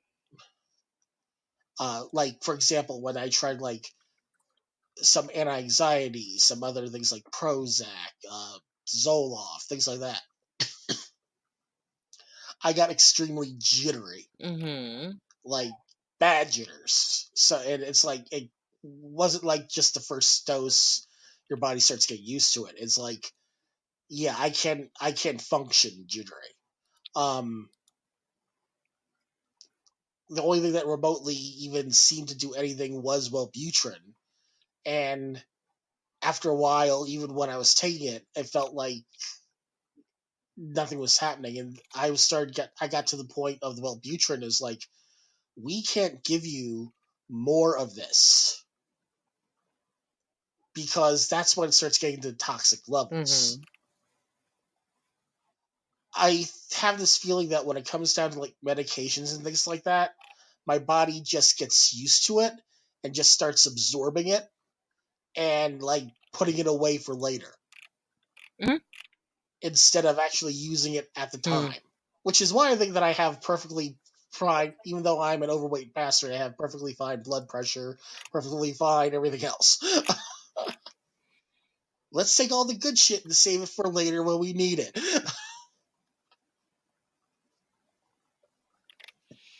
I can get that. Although you have you do have a stimulant coping mechanism on a much lower grade. Let's talk about your caffeine habit, shall we?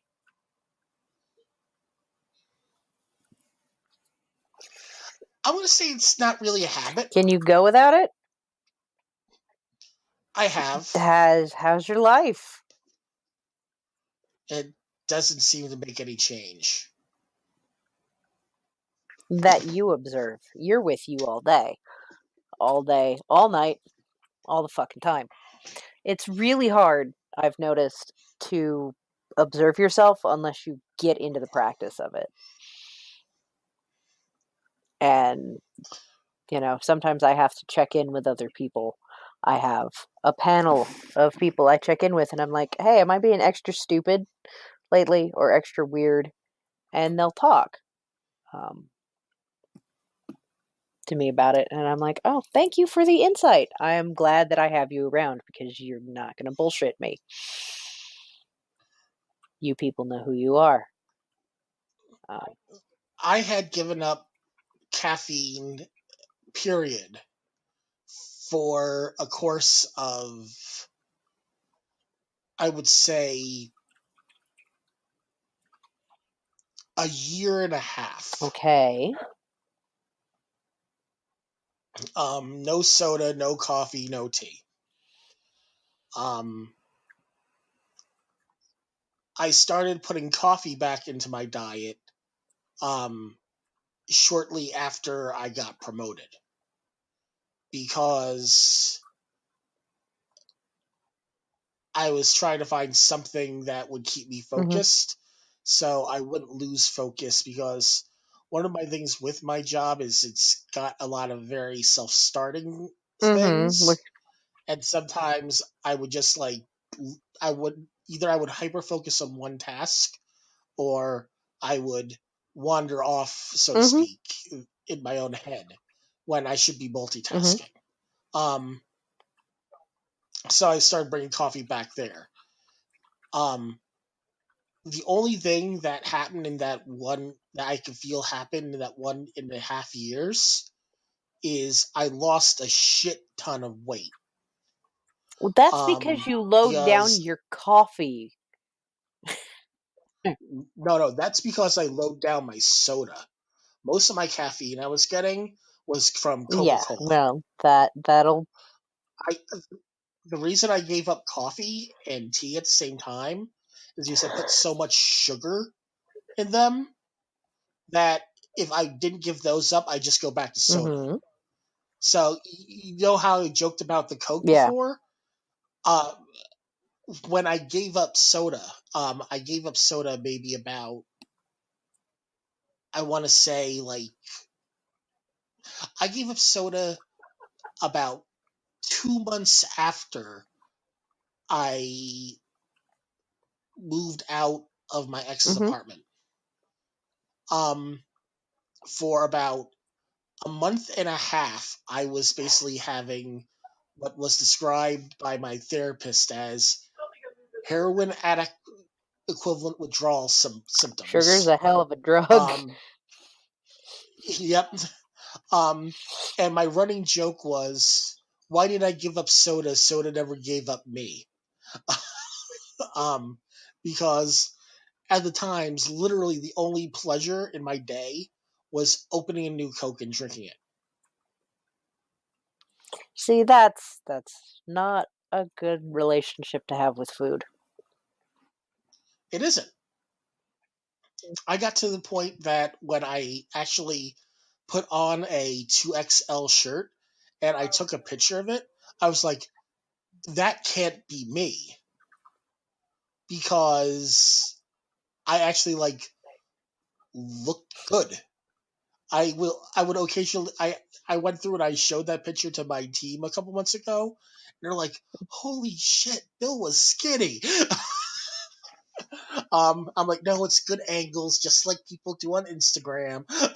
um but uh I regained all of that in the past year. Um and that's basically because of needing something to even remotely keep me going while I'm at work. Well, if you could drink black coffee like a grown-ass adult, you wouldn't have put all that weight back on. Shaming you. Yeah, I'm being an well, elitist coffee bitch and shaming you. Deal with it. I, I know Deal with you it. are, and I understand that. I understand that people like your hot bean juice, um, but I drink so much sugar in my stuff that it isn't working, so It to isn't speak. healthy for you. I- You've negated the health benefits of coffee. 4 cups of coffee a day have been proven to be good for you and to help your brain, except you ruin them with 5 pounds of sugar. what I was getting ready to say is that I'm trying an alternative for at least while I'm at work, Mhm. um, of the matcha tea, which has a good amount of Mhm. caffeine, and I can drink without any added sugar. I'm very proud of you for making this decision. I try not to be super overly effusively positive about your life at you in public, mostly because I know that you'll flail about it. But I'm trying to do that more often. How's it working? Um, Basically, I've realized that the lobby of Big T has made me buy something that I really didn't need um, to actually make this said tea. Um, so other than that, it's okay, I think. Um, it's still a work in progress, but I haven't really gone to Dunks except for like once in the past week or so since I got my recent powders. And you have to get it mixed up, otherwise it tastes like shit. Well, that's the thing. It's like you need to either need to use a whisk or you need to use this shaker. And I'm like, you know what? You can also use two stirring straws and stir No, vigorously. it's not the same. It tastes exactly the same as they make it downstairs.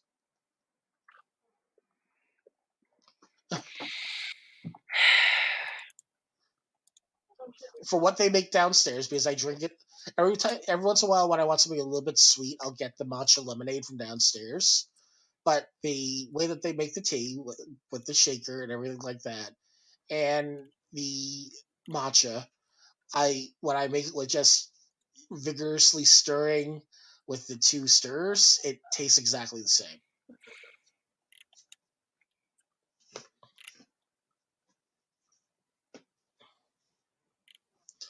Or at least I've trained myself to think it tastes exactly You could the same. probably have trained yourself to think it tastes the same. But I'm not adding sugar. That That's is the key that part. I understand that's the critical part. There's a lot of teas you could drink that don't require sugar as well. Yeah, but they taste like leaf juice.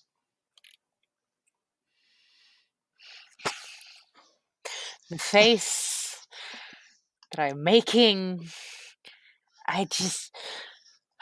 Why am I friends with you? She asked her. And the thing is, it's like a part of me hates drinking tea, not because I hate the joke about leaf You hate your juice, life. but no. This goes back to the ex. I would buy her so much fancy tea that she enjoyed because she was like, I must have loose tea and just going through the whole tea shenanigans. That a part of me is like, ugh, this is her drink. But at the same time, I know she didn't drink exactly what I'm drinking, so I'm like, I'm okay with this. Oh, so she's poisoned everything that could possibly give you joy, and everything she liked are things that I would like to have an impassioned conversation with you about, but I don't want to trip any fucking triggers, so I'm just gonna have to kill her. I It's a Highlander situation. think there's a There can line. be only one neurotic tea snob in your life, and it's me now. So I must get rid of others. A friend of mine had posted something about why would somebody have multiple tea kettles on multiple floors and they didn't understand it. And I explained exactly why. And I said, but I don't drink tea, my ex did. And they're like, oh crap, I'm sorry for bringing it up. Well, I have an electric kettle. It lives upstairs on the kitchen counter. There are many tea drinkers in this house. My ex had an electric tea kettle in the office, in the bedroom, in the basement, and in Okay, the that's kitchen. too many.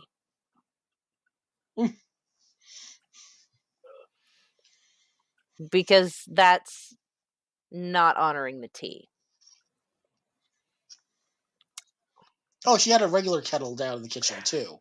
The reason that she only used the electric tea kettle was in the morning when she was in a really big rush to get to work. I use the electric kettle for even making coffee. It's not the electric kettle that's the problem here. It's the not giving the tea its own place and allowing the ritual of making the cup of tea to happen. Oh, she had the tea's own place in the bedroom, the tea's own place in the office, the tea's own place in the kitchen, the tea's own place in the basement. She had like a way to get it squared away properly in each of these rooms. She was a fanatic. She joined a cult. She needs to call her dad. Someone needs to call her dad. She's in a cult. It's a one-person cult. I would have done that, but her parents never knew I existed. Now, see, there's your first problem with that relationship. You didn't. Yeah, I haven't. You didn't deserve to exist. I hadn't sent you the document of the X, so. Well, I don't want to read it. I want to, because there's not enough emotional content there. That's you can re-interview me about my weirdness after this. I have a feeling this is going to just be a series of conversations back and forth by the end of it. Are you aware we've been talking for 2.5 hours almost? Yes, because I think that about maybe an hour of this content is going to go on Patreon because it's all about you. Uh, and the hour and a half it'll be a mixture of silence and me trying to explain myself. Well, the sharing stories back and forth has drawn you out a lot more than if I just said, "Answer this question," because you'd go, "Duh, words." Am I wrong? Because I Well, the reason that I'm even sharing stories is because it's a matter of deflecting. yeah, I know, I know, So but I can't ask you straight out questions. You don't answer them. the thing is, it's like, it's not that I don't answer them. It's just hard sometimes to wrap my head around the question, and I try to wrap my head around it first before getting clarification. So we're learning the we're learning the interviewee process through this. Possibly, yep. So it's not a complete wasted 2.5 hours of time, which is good. At least you've got an hour and a half of content and a couple of fun outtakes. But just Is there anything else that you want to know before we try to wrap up? oh yes, but we should try to wrap up. Um, I can always interrogate you sideways later. You've told a lot of interesting things, whether you realize it or not. Um, and I think that's the interesting thing about talk. Anytime I talk to you, um, I learn more, and it gives an insight into you that I wouldn't otherwise get in this format. Um, like I could have asked you a bunch of questions about LARP, but why? That's just gonna both. That's just gonna rile us both up and make us both uncomfortable. Asking you about books is somewhere we can meet. That's comfortable for us. Well, see, it's like asking me about LARP. Would be less about making me feel uncomfortable on my side. It's it it's more the fact that I'm to the point that I feel like LARP is something I used to do Mm-hmm. because, which is making me really seriously making sure I really consider my membership when it's due. I haven't LARPed in like a year and a half. Like, actually, truly went to a LARP to LARP. So, what's the point of me giving $20 for something I'm not doing anymore? And that that's a perfectly valid thing. Yeah. I'm at a different point with it, and I don't want to be there again for the second time in 24 hours. Right. Let's not Yeah, go there then. which is why I kind of it's not a relevant point of conversation for us anymore. But it's one of those things where, yeah, it's like, what I don't know. I'm at the point now where I need a complete entire figuring out who I am, and that's why this podcast exists. Because it's really fascinating to watch this process because I've lived a bit through it, the whole figuring out, and watching you do that, and watching you make connections with people, and all that stuff is very interesting. And I think in a couple months, if we come back to this conversation and we have another talk, that you'll be a completely different person. Meh, Well, we'll see. it's the same you, but a different evolution of you. it's a complicated metaphysical metaphor that no one is going to care about but me. Yeah, well, you know who's not going to know about this podcast? Anybody that I might feature date for the longest time. Why? Why are you afraid of letting this vulnerability be a thing? No, I just think I sound. I hate the sound of my voice too, but here we are. Suck it up, Buttercup. No, that's literally it. I just think I sound horrible. Me too. We're both trash. I'll let them know about the other. I'll let them know about the other podcast.